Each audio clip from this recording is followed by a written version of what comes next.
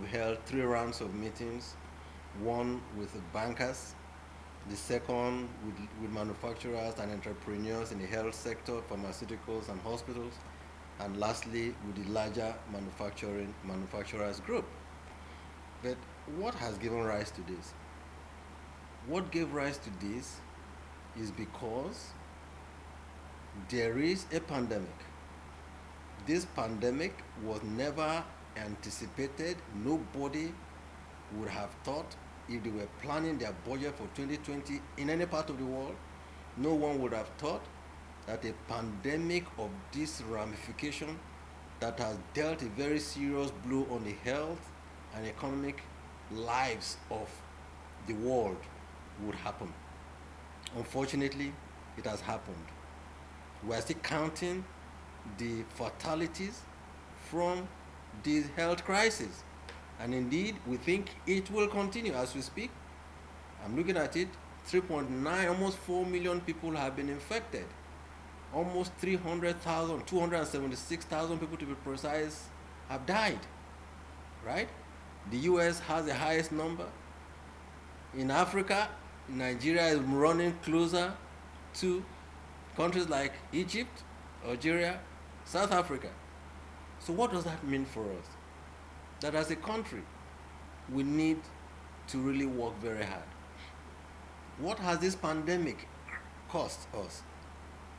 Just like other countries, not only has this resulted cost health crisis, of course, there are economic crisis and recession would happen.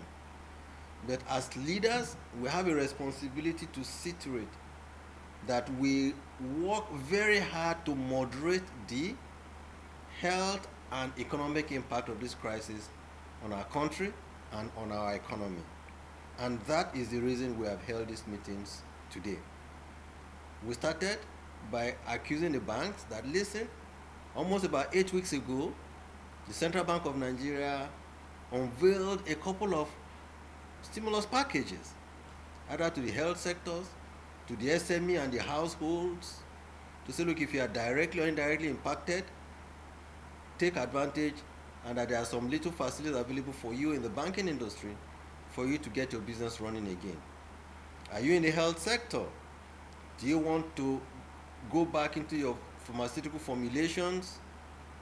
Do you want to set up hospitals again? Can we avoid a situation where instead of importing these items, indeed those countries where these items were being imported have locked their borders and say they will not allow those items to be exported from their country? So are we going to continue like this? What if this continues? How are we going to protect ourselves from this kind of situation, even both now and in the future? And so that's why we said that there is a need for us to put in place a facility, the health package, about 50 billion. We came back again, we said even for the manufacturing sector, no, health facility about 100 billion, and also for the manufacturing sector about 1 trillion naira, which companies and entrepreneurs should take advantage of to see how we can grow our industries, create jobs on our people, and reduce the adverse consequences of the health and economic crisis on our people and on our country. That's why we started. And we found out after 8 weeks that those applications are not coming as fast as we thought. And that's why we thought calling the banks is important to hear from them.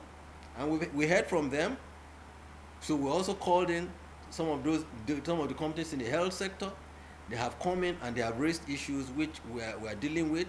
Of course, naturally, we do know from the bankers committee, we are also resolved that there is a need for a lot of advocacy for people to know that these facilities are in place and that the banks are ready to support these initiatives. We went on to the manufacturing. So what are we saying? The essence of this is to say that Nigeria has one opportunity to reset again, and to say that as we start a new journey towards development, towards economic industrialization of a country, that Nigeria should join the race.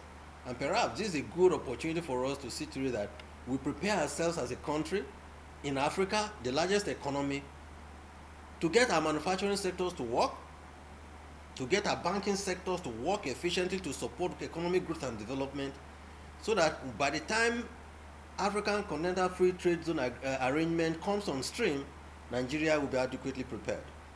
I watch on television that AFCFTA starts again January 2021. And so, what do we do as a country? And that's why we think we should galvanize the manufacturing sector, the health sector, to prepare and then get our factories back, create jobs. Let us begin to see the fumes coming out of the rooftops of the manufacturing companies so that we can be adequately prepared for the battles ahead.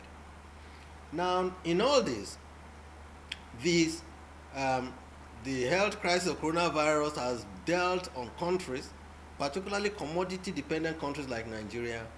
Um, it's a bad news that crude prices have come down so badly that people are even offering discounts for their product, for their oils to be picked up. So what does that mean? That whether we like it or not, revenue from crude will drop. And what does that also mean? That we don't have a choice but to diversify the base of our economy. But what does that also mean? Yes, the dollars that we used to have in ample quantity will no longer come as long as we rely on crude, that they will no longer come in the size and quantum they used to come. What does that also mean? That we need to prioritize and make sure that the dollar that is available is used to import or service obligations that are priority. What does that also mean? That we must make sure that we produce those items that can be produced in Nigeria and consume what we produce in Nigeria. But coming to the last part of your question, you talked about there are concerns about, yeah, there are not much dollars, and so, but let me say this. In 2015-16, we faced the same situation, right? And what did we do? We called a meeting of the banks, we called a meeting of the correspondent banks and development partners. We told them that there is nobody that will lose his money or her money in Nigeria. And I'm happy that we went through that without anybody losing its monies in Nigeria. We made sure those who wanted to go, that they were able to take their monies out, because things turned around and were able to put in place policies that made it possible for them to take their monies out. We always like to support an orderly exit, but not an exit where everybody rushes to the door at the same time. If there's fire in this room and everybody rushes to the door at the same time, I am sure the fatalities will be more than if we all go out through the door in an orderly manner. And that's what we are appealing to everybody. If you have LC, if you have whether dollar obligation, I'm saying just be patient. There may be a delay in you taking your monies out, but will you take your money out? I'm seizing this opportunity to give 100% assurance to everybody that you will take your money out. You will not lose a cent of your money if you desire to take your money out. But we just seek the patience and understanding of everybody. Thank you.